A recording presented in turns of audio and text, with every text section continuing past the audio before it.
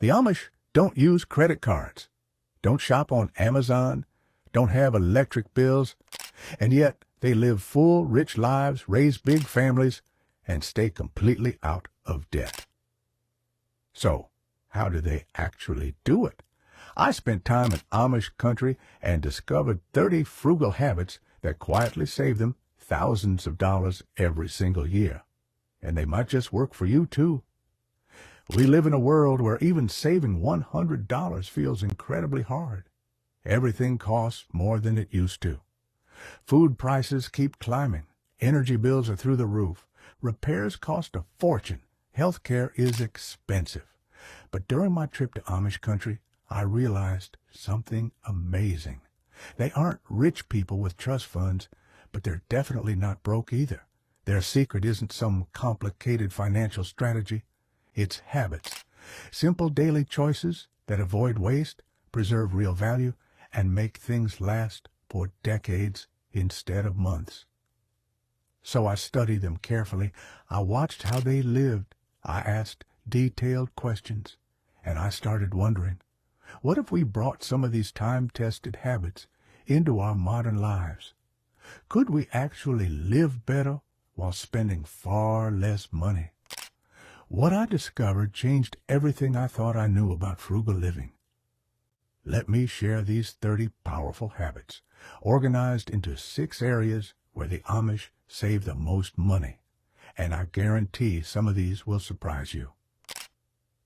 First, let's talk about the home, because that's where their biggest savings begin.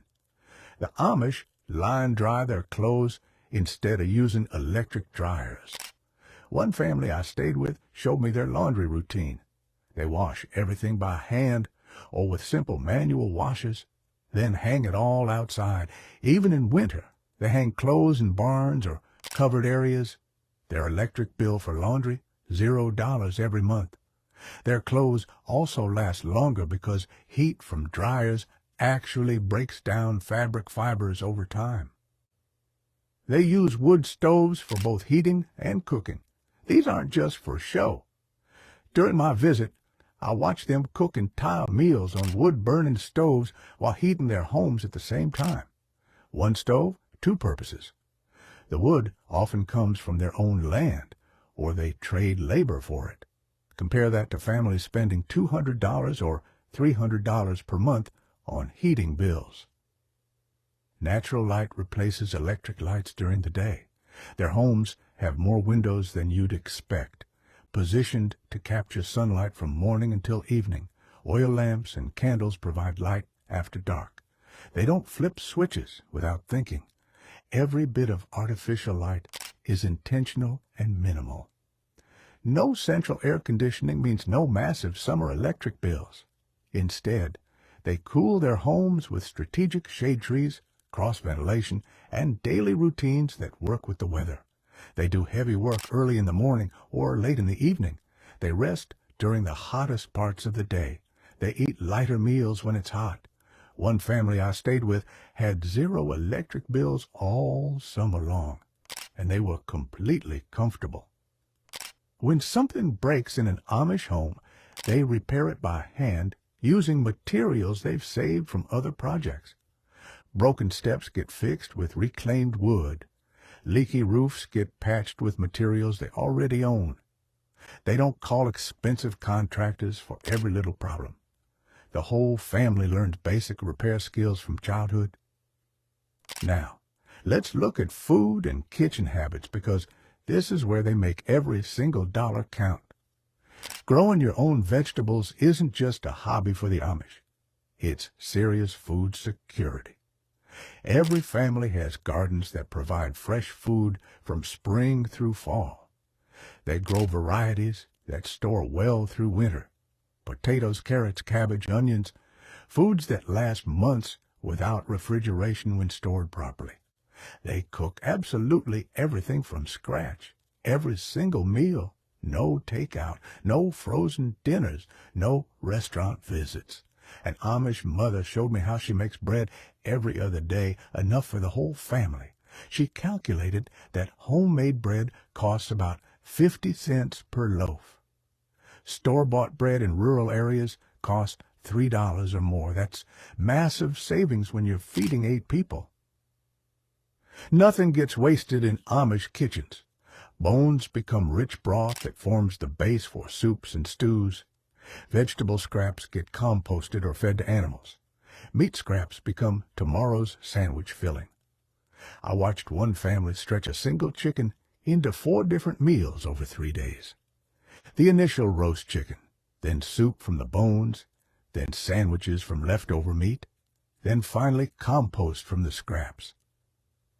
Instead of expensive freezers, they preserve food through canning, pickling, fermenting, and root cellars. Their pantries aren't full of brand-name products. They're full of mason jars containing years' worth of food security. Pickled vegetables, canned fruits, fermented sauerkraut, dried herbs, all of it made from food they grew themselves or bought in bulk during harvest season. Bulk food buying happens regularly, often coordinated with neighbors to get better prices. They'll buy 50-pound bags of flour, rice, and beans. Multiple families split large orders of natural foods. Their cost per pound is a fraction of what most people pay for small packages at grocery stores. An Amish pantry I visited looked like a small grocery store, shelves lined with hundreds of jars of preserved food. The mother told me they hadn't bought vegetables at a store in over 2 years. Everything came from their garden or trading with neighbors. Clothing is another area where their frugal habits save tremendous money. Amish women sew most clothes at home using simple patterns that never go out of style. Children's clothes get passed down through multiple generations. I saw church dresses that had been worn by grandmothers, mothers, and now granddaughters, still in perfect condition after decades of use. Their plain clothing style means they never chase expensive fashion trends. No designer labels, no seasonal shopping sprees, no pressure to constantly update their wardrobes. The same basic patterns work year after year. Dark colors hide stains and wear better than light colors. They make their own simple detergents or use basic soap for washing clothes. No expensive fabric softeners or specialty products. Their clothes get just as clean with fraction of the cost. Fast fashion simply doesn't exist in Amish communities. When they buy fabric, they choose quality materials that will last for years. When clothes wear out, they become quilting material, cleaning rags, or garden ties. Nothing gets thrown away until it's completely used up. One elderly Amish man showed me his church pants that were over 20 years old. He said simply, "Still good." And they absolutely were. No holes, no stains, still perfectly serviceable. Compare that to how often most people replace their wardrobes. Tools, skills, and repairs represent another huge area of savings. The Amish philosophy is simple. Fix everything before even considering replacement. Broken tools get repaired, not thrown away. Dull blade get sharpened rather than replaced. Old equipment gets rebuilt instead of being traded in for newer models. They trade skills with neighbors constantly. One man repairs everyone's tools in exchange for help with his harvest. A woman who's excellent at sewing mends clothes for families who help with her firewood. This skill-sharing economy saves everyone money while building stronger community bonds. Building what they need instead of buying it ready-made saves enormous amounts. Need chicken coops? They build them from scrap lumber. Need furniture? They make it themselves using hand tools and reclaimed materials. Need storage sheds? Weekend family projects that cost far less than buying pre-made structures. Sharpening tools instead of replacing them keeps equipment working for decades. I watched an old farmer sharpen saw blades, chisel edges, and knife blades until they worked like brand new. His tool collection had tools that were 30, 40, even 50 years old, still in daily use. Manual tools mean no fuel costs, no noise complaints, and no expensive maintenance bills. handsaws instead of chainsaws, push mowers instead of riding mowers, hand planes instead of electric sanders. The work takes longer, but the tools last forever and cost almost nothing to maintain. The Amish believe that when something breaks, it's not a crisis requiring immediate expensive solutions.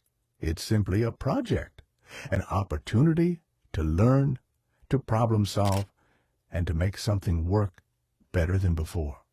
Family fun and entertainment happen without spending money in ways that would shock most modern families. Shared meals at home mean far fewer expensive trips to restaurants. Every meal becomes family time, conversation time, and connection time. No rushing through drive-thrus or eating separately in front of screens. Homemade games and toys provide entertainment that lasts for years. Simple wooden toys get passed down through generations. Card games, board games, and puzzles provide hours of family fun without ongoing costs. Children learn to create their own entertainment instead of constantly needing new purchased activities. Celebrations happen without excessive spending. Birthdays feature homemade cakes and simple gifts, often handmade items that took time and thought rather than money. Weddings are community events where everyone contributes food, labor, and celebration, rather than hiring expensive vendors for everything. No monthly subscriptions mean significant savings. No streaming services, no phone bills, no internet costs, no cable television. The money that most families spend on digital entertainment stays in their pockets. They estimate this saves them over $200 every month compared to typical American families. Music gets played rather than purchased. Families own instruments and play together in the evenings. Singing happens around dinner tables and during work. Entertainment comes from participation rather than consumption. Their richest moments don't cost a single dime. Singing together, telling stories, playing card games by lantern light. Money, mindset, and community represent the foundation of Amish frugality. They avoid debt unless absolutely necessary. Most purchases happen with cash saved over time. No credit card interest, no monthly payments, no stress about rising interest rates or credit scores. Instead of expensive insurance policies, they practice tithing and mutual aid within their communities. When someone faces a medical emergency or house fire, the community comes together to provide financial support. Everyone contributes what they can, knowing they'll receive help when they need it. Bartering and trading get used regularly instead of cash transactions. Work gets exchanged for goods. Goods get traded for other goods. Skills get swapped for materials. This parallel economy reduces the need for cash while building relationships and community connections. They save money for actual needs rather than wants, driven by advertising or social pressure. New purchases get carefully considered. Is this truly necessary? Will it last for years? Can we make do with what we already have? Can we borrow or trade for it instead? Their philosophy can be summed up in one phrase: use it up, wear it out, make do, or do without. This isn't about being cheap or depriving themselves. It's about being intentional with resources and finding satisfaction in simplicity rather than consumption. Frugality isn't punishment in Amish culture. It's actually a source of pride. Being able to provide for your family while avoiding waste and debt represents success in their community. They compete to see who can make things last longest, who can find the most creative solutions, who can build the most with the least. What surprised me most during my time with the Amish wasn't their specific habits, though those were fascinating. It was their attitude. They don't feel deprived by their choices. They don't miss what they never relied on in the first place. In fact, they feel genuinely free.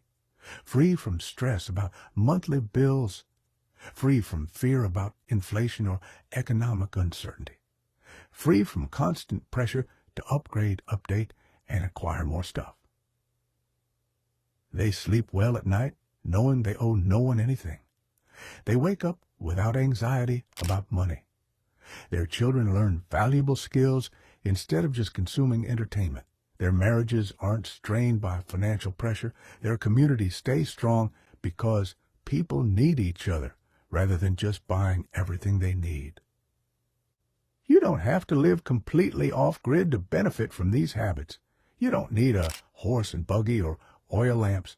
Just pick 2 or 3 Amish habits that fit your current life and try them out. Here's a simple challenge you can start today. Line dry your clothes for 2 weeks instead of using the dryer. See how much your electric bill drops. Notice how much longer your clothes last when they're not getting heat damage every time you wash them. Cook all your meals from scratch for 7 days. No takeout, no frozen dinners, no restaurant visits. Calculate how much money you save. Notice how much better the food tastes when you control all the ingredients. Fix one thing in your home instead of replacing it or calling a repair service. That squeaky door, that loose handle, that wobbly table leg. Learn a new skill while saving money. Feel the satisfaction of making something work properly again. Cancel one monthly subscription and replace it with something free. Instead of streaming services, get books and movies from the library. Instead of expensive gym memberships, take walks outside or do bodyweight exercises at home. Instead of eating out, organize game nights with friends where everyone brings snacks. I went to Amish country thinking they were old-fashioned people stuck in the past. I left thinking they might be ahead of the curve. In a world of rising prices and economic uncertainty, maybe we don't need more money coming in. Maybe we just need less waste going out. If you found something here worth trying, hit the like button and share this video with someone who's tired of overspending on things that don't bring lasting satisfaction. And if you want to see how I'm applying these Amish habits in my modern home, subscribe for the next video. I'll show you exactly which habits work best, which ones were harder to adapt, and how much money I actually saved in my first month of trying to live more like the Amish.